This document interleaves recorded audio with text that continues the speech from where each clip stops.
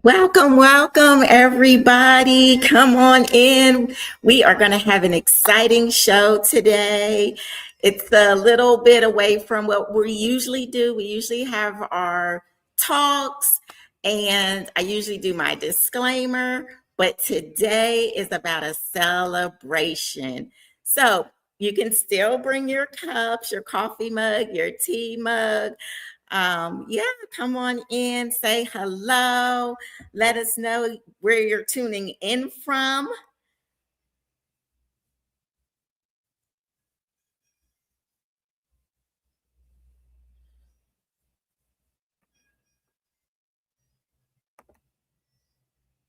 I'll give us a few more minutes, get a few more people in here, and we will get started on this celebration. March is Women's History Month. And so all month we are going to be celebrating women of resilience and radiance. And we'll have a different woman every Wednesday at 7 p.m. So I would love for you guys to share so we can get as many people as possible on and have this just be a celebration of others. So I will give it another minute and we'll go ahead and get started.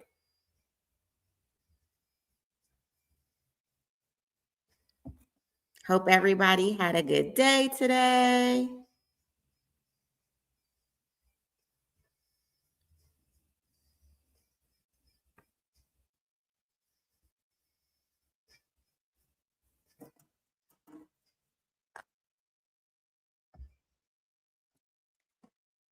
So I know everybody's busy. It's midweek, it's hump day. We have a lot to do, so we'll go ahead and get started.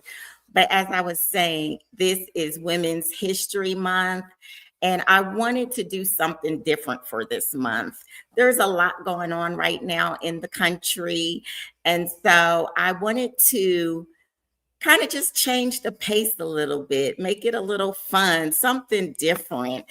And so I decided that I was going to have my first annual Women of Strength, Resilient, and Radiant Award Show.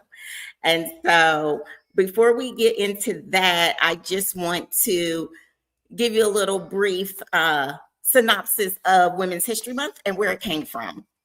So, Women's History Month began as a single week of recognition in 1980 when President Jimmy Carter proclaimed that women's contributions to this nation deserve national honor.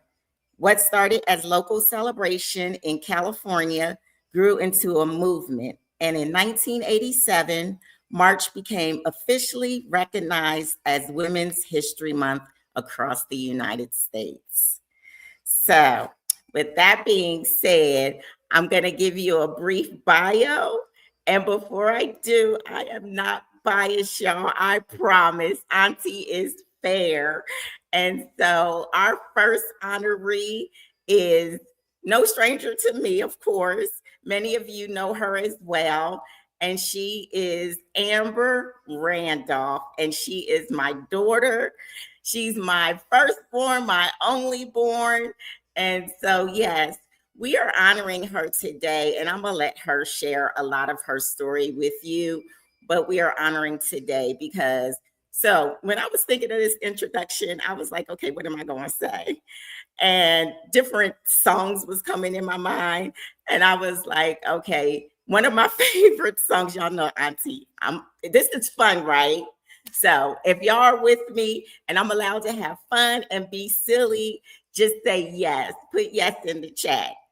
And so I was thinking of this song, she get it from her mama, but I'm like, nah, not for this occasion, because her resilience, her willpower, she supersedes me. And that's normally what we want for our children, right? We want them to succeed us. We want them to do better than us. And so that song didn't work. So then I thought about, okay, what about Independent Woman? And I was like, okay, that might be a good one. She's a single mom. She's been holding it down. She is a sergeant first class. She's been in the military now. She's just shy of 16 years. Yes, yes. Put some love in the chat. That's just amazing to me. And so, yeah, we'll go ahead and bring her on without any further ado. So let's welcome Amber Randolph, Sergeant First Class. Hey everyone. Oh, we met you. It wasn't planned. I'm just getting off, y'all, so bear with me.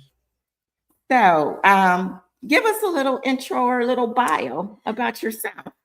Okay, well, as Auntie restated, I'm Amber Randolph.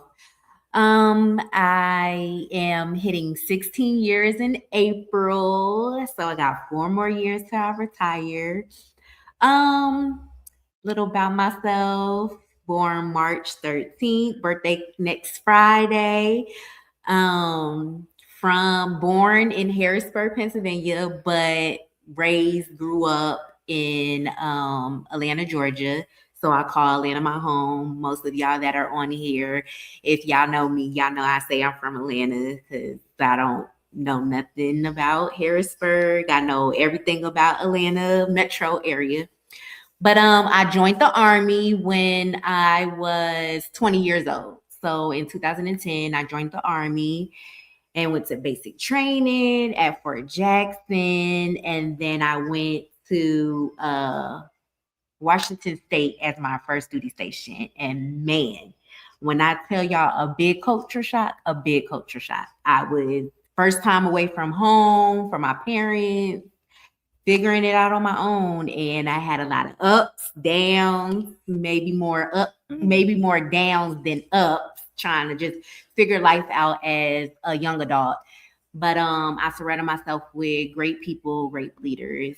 Then I got stationed back home to Georgia. That was my second duty station. Yes. And I was so happy. Fort Stewart, which is in Hinesville, 30 minutes from Savannah. And I was always at home every weekend. My parents was always coming to see me every weekend. And so that was a good duty station. I had fun up until it wasn't. And we started going on deployments and always being away from home. So then I got stationed in Korea. I went to Korea overseas. That was my first time being out. Well, not my first time being out of the country, but being stationed out of the country. And so that was a big culture shock as well. Great experience. I learned a lot in Korea, ate good food, met great people, got promoted in Korea. A lot of good things happened to me in Korea that set me up for when I came back to the States, where I got stationed in Virginia. And in Virginia is where my son came about. And there's a lot of blessings with that came out of Virginia. And so that probably has to be one of my like favorite and best duty stations. And I've been all over. So just to get to where I'm at now I'm currently in El Paso, Texas, and I've been here probably about maybe a month, almost 2 months. A little over a month. A little over a month it's been, and I'm loving it. My son is loving it. Riri's loving my it. mom is loving it. It's definitely different from the South, from Georgia, but in a good way. And so, I just wanted to come on here and then just talk about what a day in the life looks like for me as a single mother, active duty military, and just give some advice for young females, other females that are in the service, that are single mothers. And yeah. So, outside of your son being born in Virginia, which duty station would you say was your favorite?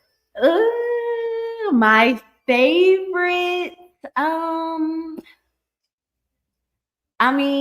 outside of my son being born, Virginia was my top one. I would say Virginia is my top one. It's between Virginia and Korea.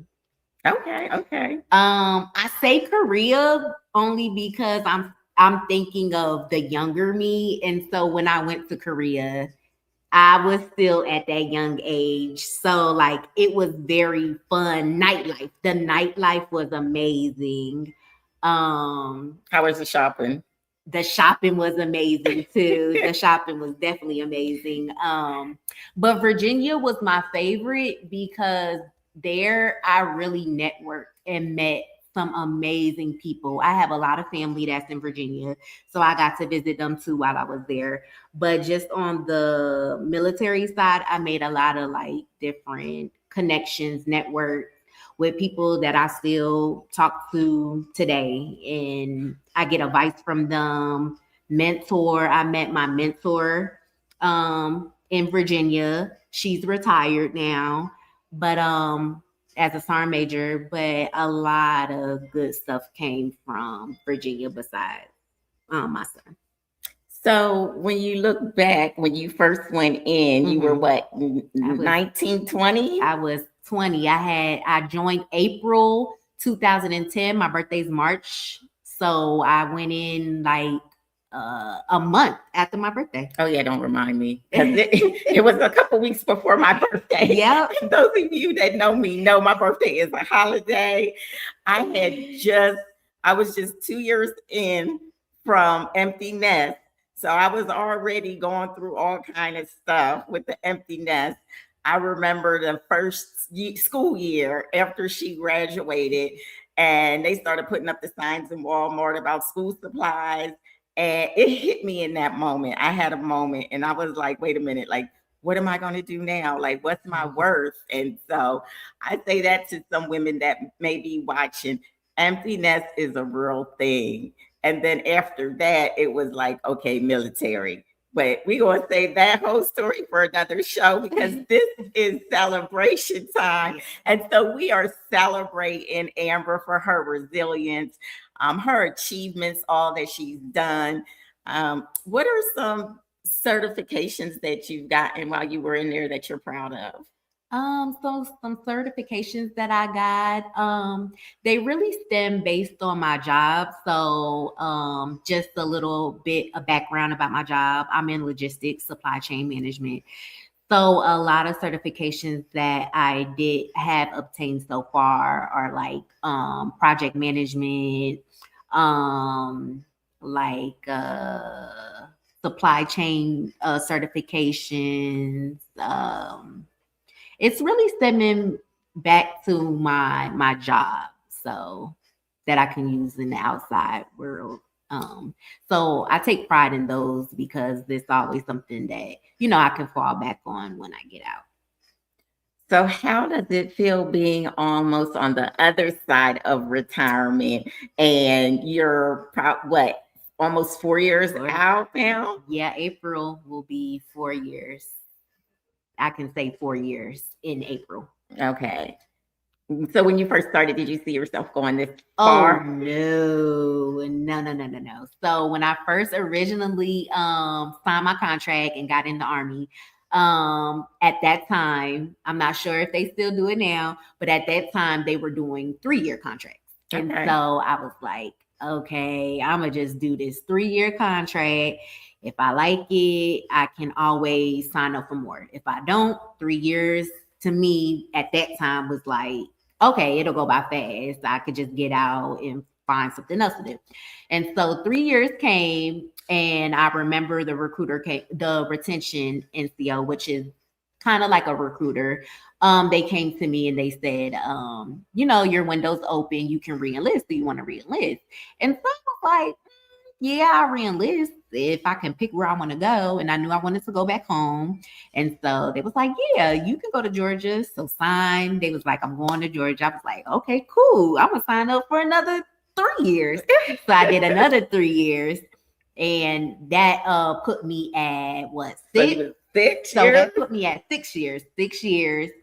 I'm going good. At this time, I'm a corporal, so it's still an E4, but it's right before a sergeant, an E5. And so I'm hustling, trying to get promoted.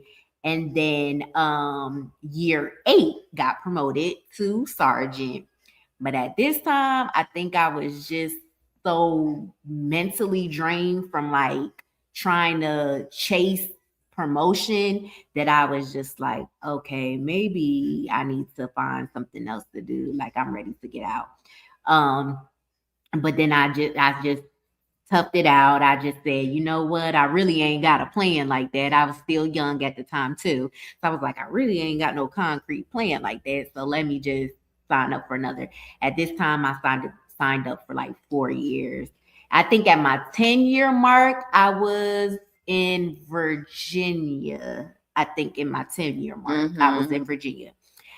And it was right before I had my son, and I literally was thinking about getting out. Like I was having talks with my parents, like, God giving me all the signs. Maybe it's time to move on to a new chapter in my life. And then boom, got pregnant.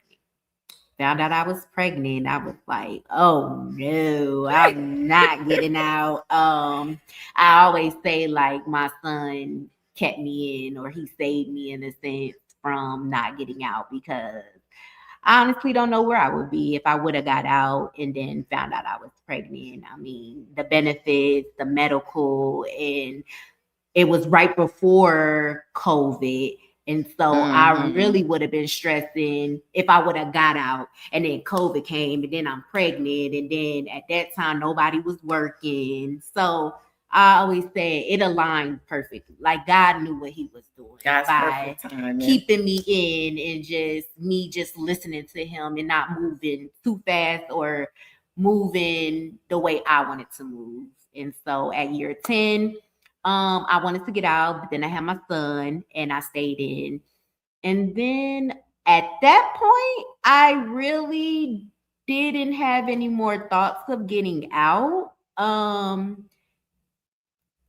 At that point, I mean, I'm close. You got 10 more years till 20. So I was like, shoot, I'ma just thug it out. And now you're almost at 16. And now I'm almost at 16. So I had my moments. I had a lot of moments where I wanted to get out, but I'm glad that I stayed in.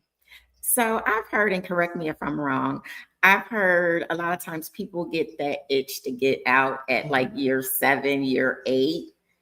And so if there's anybody that's listening in the audience that's at that mark, that's military, what is something that you would tell them to maybe look at before they make that decision? Something that I would tell, or some things that I do tell people. Of course, we hear it all the time. The ones that are in, do you have a plan? Do you have a plan? What's your plan? What's your plan? I would just really say, sit down and truly like write out why it is that you want to get out. Like, is it because you want to get out because you're tired of getting up? Like, it could be little things. Like, I would just say, sit down and get a piece of paper and write the reasons why you want to get out, the reasons why you want to stay in. Kind of like outweigh them in a sense, and look back at them and see if the reasons why you want to get out are kind of like things that you can change, or like things that you can deal with for however many more years you have. Because I mean, it's definitely what am I trying to say? It's definitely an advantage. Like, you got to look at the bigger picture, I guess. At the end, I always tell myself at the end, like, I'm really like, I'm gonna be doing good for myself. Like, I'm gonna be 39, just turning 40. Just turning 40, retired with 2 checks. Like, if I don't want to work, and when I get out, I don't have to work, and I know that I'm always gonna wake up in the morning, every month, and get paid just for breathing. I think that put a little bit of joke in my bones just now, because 40 years retired and I'm 57. Woo, child. I would just really I'm proud of you. Just outweigh, just write it down, and look at the bigger picture. take yourself out of the equation and look at if you have a family, look at the people in your family, how that will benefit them, how it won't benefit them. Just remove yourself from the equation. Mm-hmm. Okay, well, thank you for all that as far as your career. So let's switch lanes a little bit and switch to talking about you, since this celebration is about you, not necessarily what you do, but we honor you for that. We thank you for your service. You. And so tell us, what is one way that you do self-care, self-love for yourself? So for me, self-care, and I wrote a couple things down. For me, you said self-care or self-love? Both? Or either. Okay, so for me, I look at self-love. I like to constantly tell myself like positive things, like affirmations, that I'm not just a mom, that I'm not just a soldier, like I'm more than those things. So I guess speaking life into myself is a way that I give myself self-love, speaking positive things. Self-care, I love my baths. I love to take baths on Sundays. I look at Sundays as a reset. So I look at Sundays as a way on how you want your up and coming week to look, or how you want to feel in your up and coming week. So I feel like on Sundays, if you set the tone for that, that's setting the tone for the up and coming week. So that's why I like to take my baths. I like to do my little mini facials. I don't always think self-care has to be a physical thing. It can also be like pouring into yourself. So like hobbies, like doing hobbies, that can be a way of self-care. So since moving here, I know I've been saying that I wanted to find a pottery class because I wanted to get into hobbies and doing other things for self-care besides just taking baths and doing facials or journaling or whatever it is that I like to do. Okay. So outside of the advice that you gave, the wonderful advice that you gave to military, what advice would you give to any women that are tuning in right now? Just some wisdom, some words of wisdom, some affirmations. So one thing I would probably tell other women that are watching is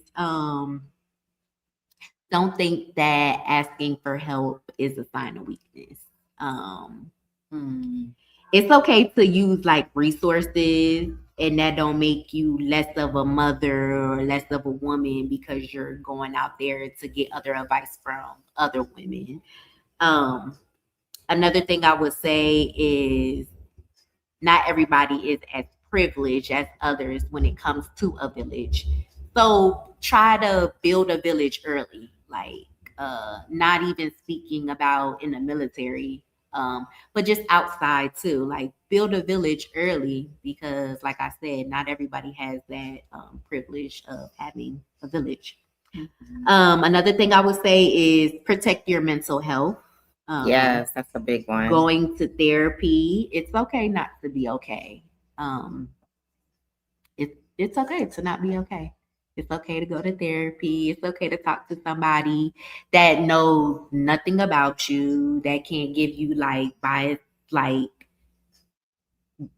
information or uh like it's okay to talk to other people outside of your family that already know you and might just agree with you or just be like, oh no, you're not tripping, or oh no, you're not doing this, or you're not exaggerating. So I would say protect your mental health, go to therapy. And another thing is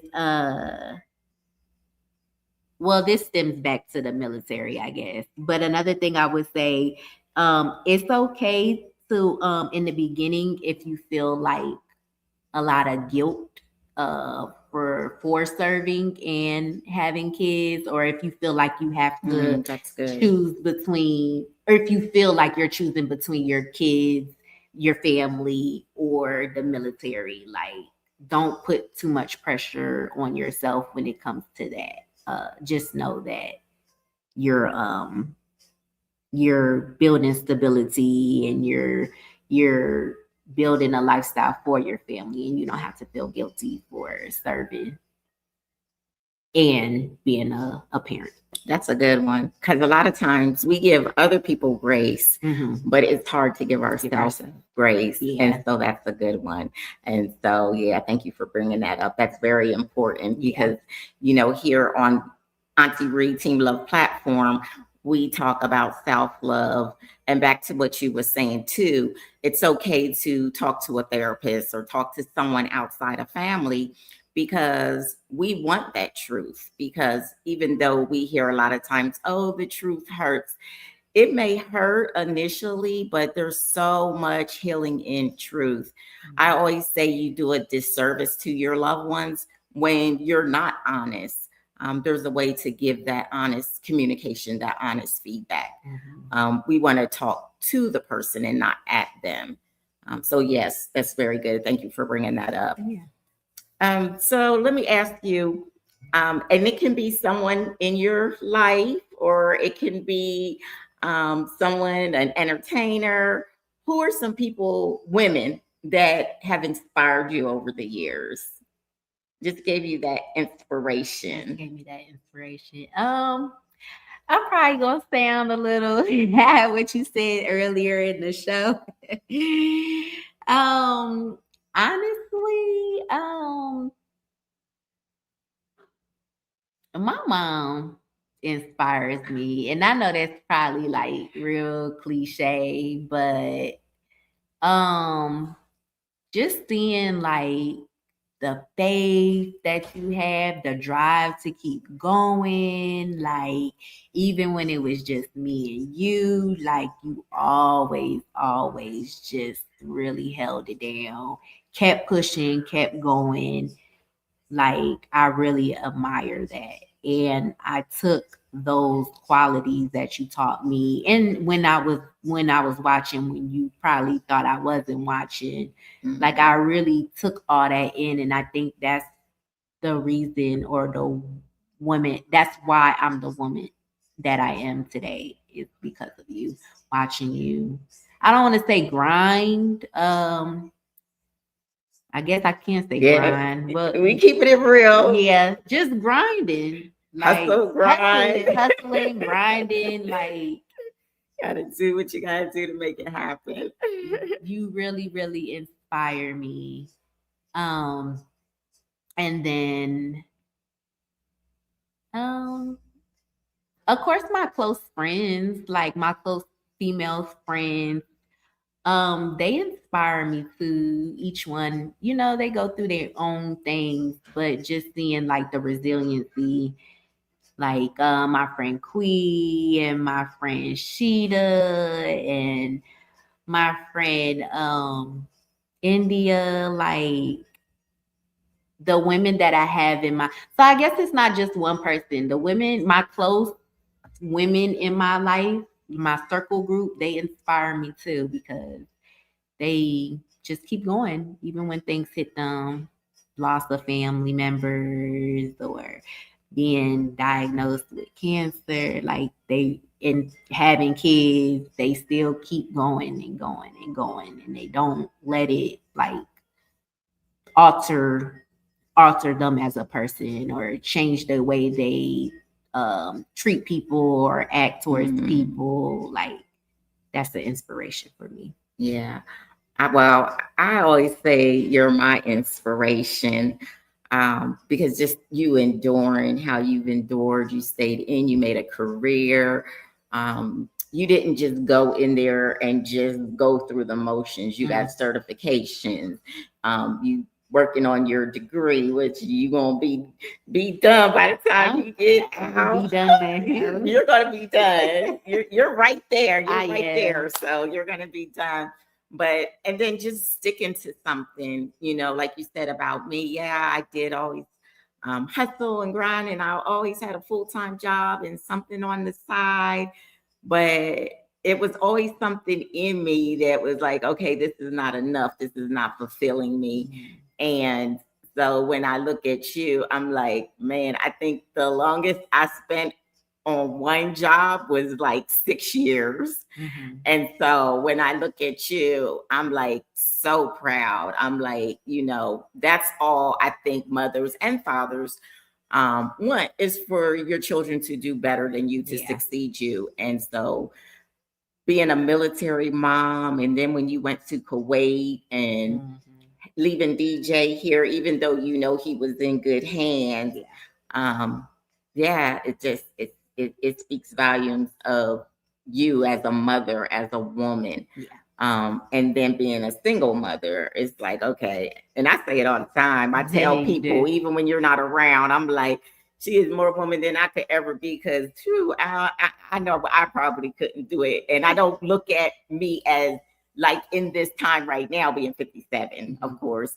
But yeah, it takes a very strong person, I think, to It be in the does. military and to be away from your children. It does. Yeah. I say it all the time to like younger females that might be in the military that are single parents. I say all the time, like being single parent in active duty is not for the weak. I say it all the time. As I had said before I jumped on the show, I literally just got off work. So I like hurried up, went in the room, changed, put my earrings in. I literally was getting off of work. So it's just like, it don't stop.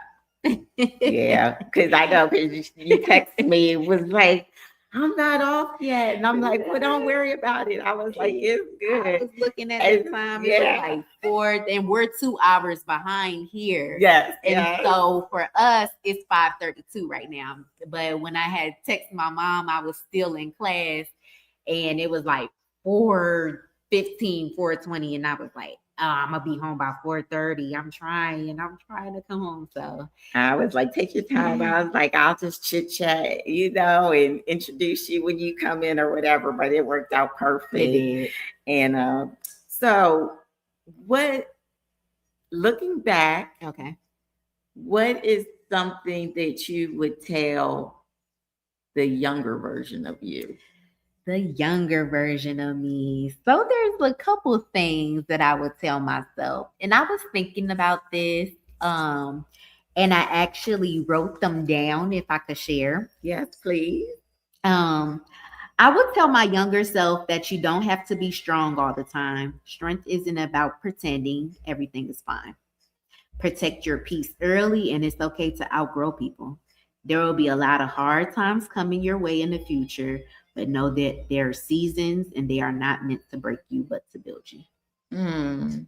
And so that's some things that I would tell my younger self. Yeah. That's good. That's good. That's good. Yeah. And so before we get ready to wrap up, is there anything else that you would like to share? No, not no recruiter, but if you want to join the army, you can hit me up.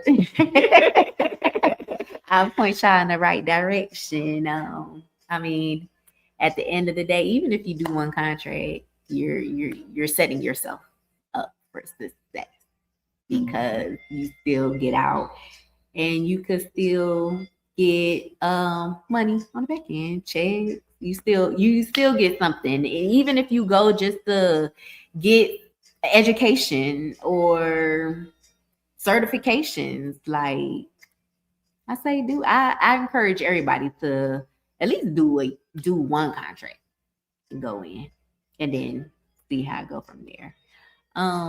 Anything else?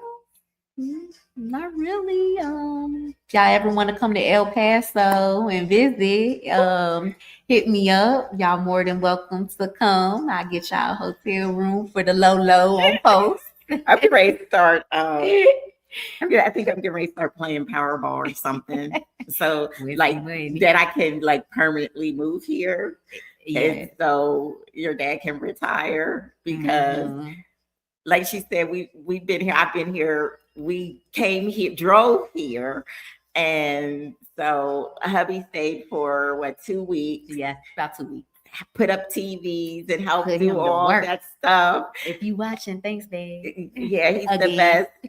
Even though he's still in rehab for his Oh yes, shoulder, he did great. but he did an amazing job. But Yes. yeah, I would definitely be like, okay, let's pack up. We leaving Atlanta, we moving. Mhm. It's like, I don't know, it's so community, It's very it's community. family, Yes. it's so much family stuff to do, and it's just Yes. really community. I love it. Like, yeah. Yeah, they're really big on the kids here, and I Mhm. love that. Anywhere I go, I always, since I have a kid now, that's like the first thing I look at when I'm looking. Like, I've been researching where I want to move when I do retire.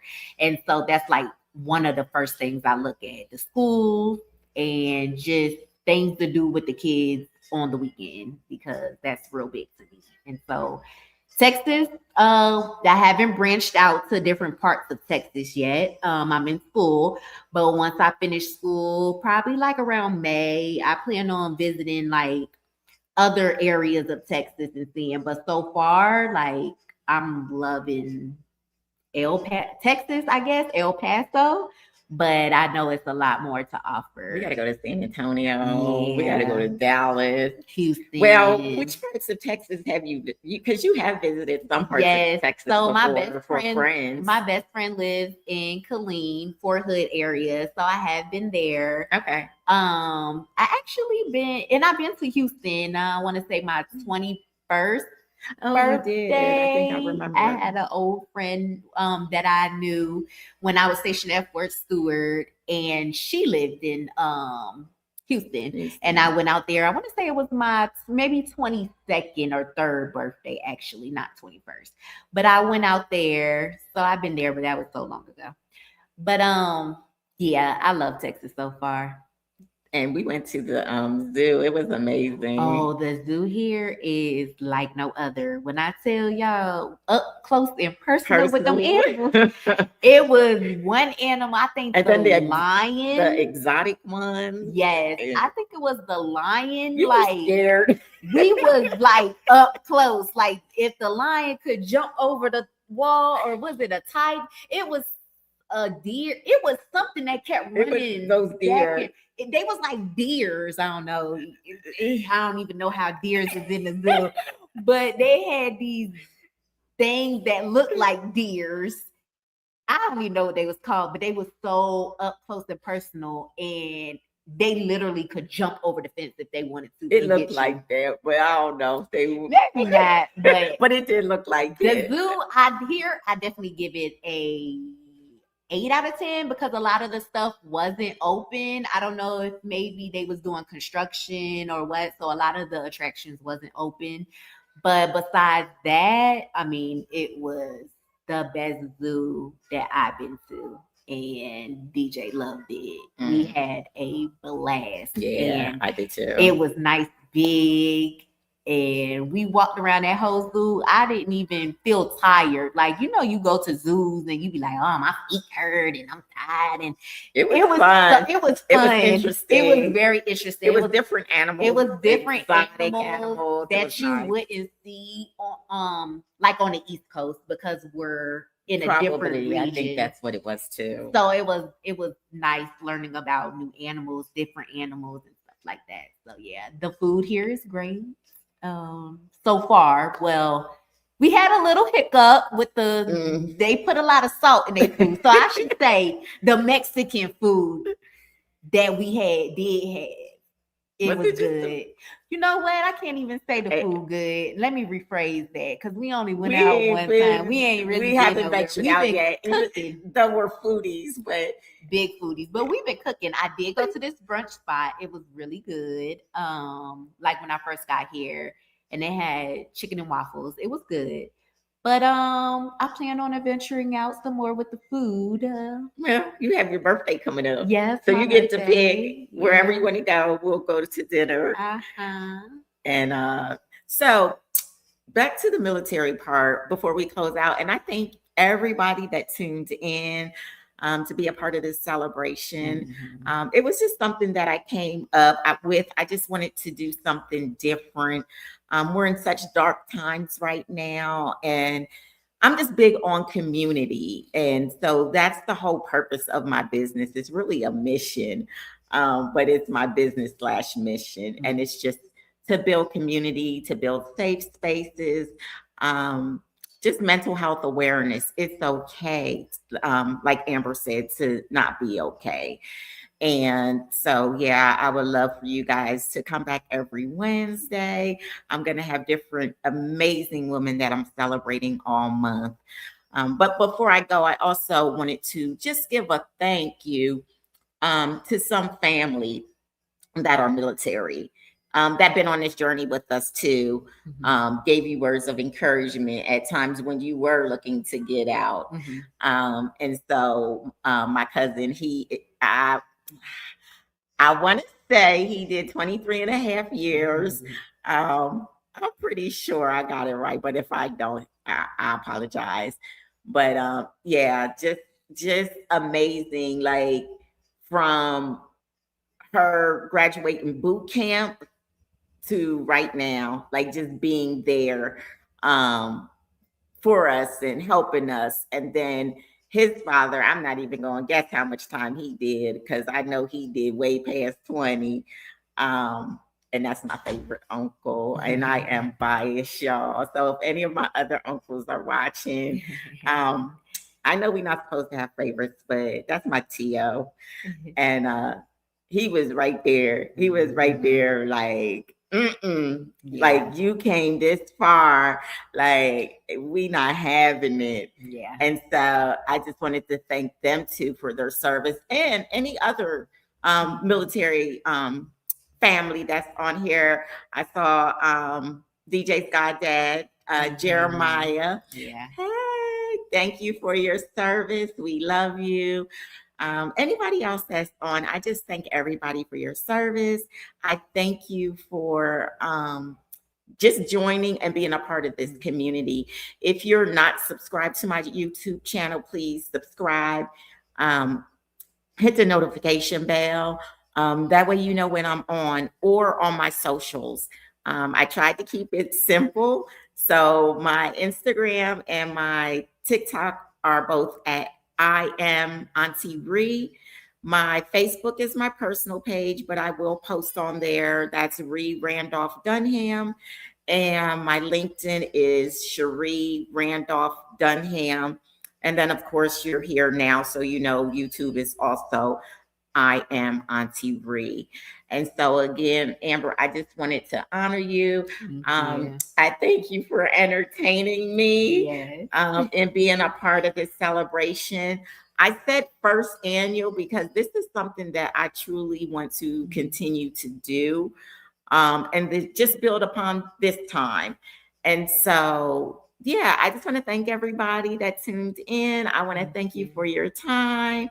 And everybody just have a blessed evening. Yep. Have a good week, rest of your weekend, and praying for everyone that's watching and for everyone in the world. Yes, and just prayers for this country, for this world, everything that's going on right now. If there's any family that lost a loved one that's military, our prayers are with you. But yeah, as always, love you. Bye.